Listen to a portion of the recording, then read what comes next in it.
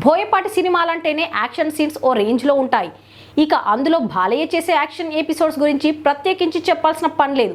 ఇక అఖండ 2 తాండవం ట్రైలర్ కనుక చూసినట్లయితే బోయపాటి మార్క్ యాక్షన్ సీన్స్ కు బాలయ్య తాండవం చేసినట్లు తెలుస్తోంది. ఇక క్లైమాక్స్ యాక్షన్ సీక్వెన్స్ కోసం హీరో బాలకృష్ణ చేసిన సాహసం గురించి చిత్ర నిర్మాతలు మీడియాతో పంచుకున్నారు. ఈ సినిమా క్లైమాక్స్ అంతా జార్జియాలో చిత్రీకరించాం.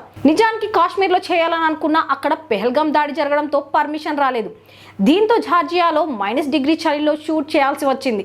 మేమంతా చలిలో స్వెటర్లు వేసుకున్నాం, కానీ బాలయ్య గారు అఘోర గెటప్లో స్లీవ్లెస్ దుస్తుల్లోనే ఉండి చలిని లెక్క చేయకుండా అద్భుతంగా నటించారు.